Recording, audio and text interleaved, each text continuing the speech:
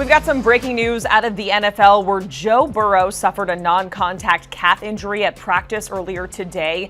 The Pro Bowl QB appeared to injure himself while scrambling during an 11-on-11 drill. He was carted off the field and taken to the locker room. Still no context on the extent of the injury or how much time Burrow might miss. The Bengals are about a month and a half away from the start of the regular season. Bengals head coach Zac Taylor addressed the issue after practice. Take a listen. Just saw his calf. You know, it was 10 minutes ago, so we don't have any more information. No, he did it today. Yeah, so we'll get more information on that as we go. Was there any issue before coming into today for him to wear that? I mean, I think a lot of guys after the first day have some soreness, and that's it. But I know for the first practice. I know this is so fresh, but he's been talking a lot about how much he's looking forward to in camp. What's your message going to be to him? Well, we don't have any information yet, so I'm not going to have any message ready until we get more info. With outside the pocket, freelance, stuff like, was that built into the plan today? A lot of plays outside the pocket? No, not necessarily. Was he just tucking it there? He was just scrambling.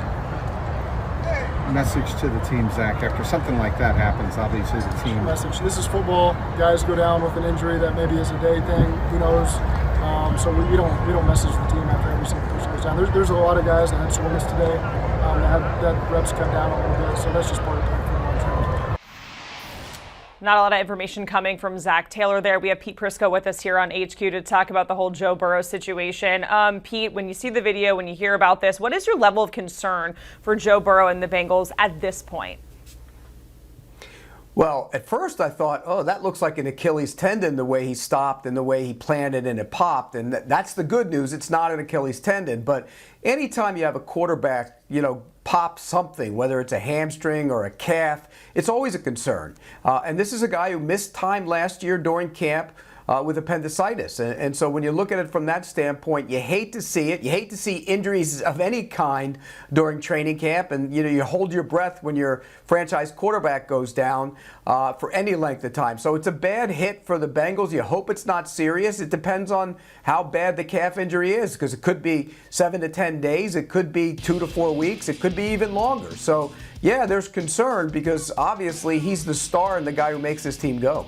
And Pete, you mentioned Joe Burrow missing some of camp last year because of appendicitis, and the Bengals got off to a slower start last season when he did miss some of camp. So if he does have to miss X amount of days, I mean, what is the panic level for fans there? Well, if it's only a week or two, that's not going to be much of an issue. But if it's a month, yeah, your timing gets thrown off. And I think that's the concern. You don't want to go into the regular season without working in camp with your guys. Now, you've worked with them all off season. You've thrown with them on the side even when you weren't with the team. So there's a real comfort with those guys. They're veteran receivers, Chase and Higgins and Boyd, so they've been around. But again, there's a guy like Charlie Jones, a rookie wide receiver. You want to get some kind of semblance with him. You want to get some cohesion with him. So there's always got things you can work on in training camp, which is why him missing time is going to hurt him. It's going to hurt the team. And let's not forget, this guy's in the process of getting a long-term contract extension. Arguably probably will be the highest paid player in the league. Maybe this even speeds that up a little bit. He might step back and say, hey, I better get that done quickly. Yeah, after Herbert, Burrow is the next in line. Looking at the rest of the Bengals QB room, Trevor Siemian, Jake Browning, if Joe Burrow does have to miss time, Pete, do you think those guys can kind of keep things afloat with the weapons that they do have on offense there in Cincinnati?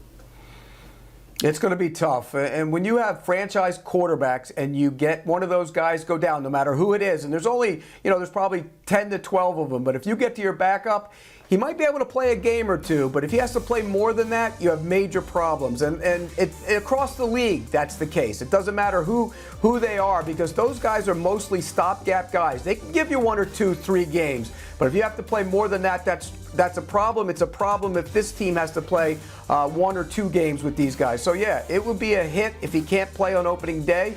I would imagine and hopeful for the Bengals that it's not that serious and he'll be back in a couple of weeks. But if he misses time, it definitely hurts, and particularly in a division that is stacked. I mean, you look at the Ravens, they're going to be good. You look at the Browns, I think they're really a team to keep an eye on, and the Steelers will be better. So it's a tough division. You want your quarterback there.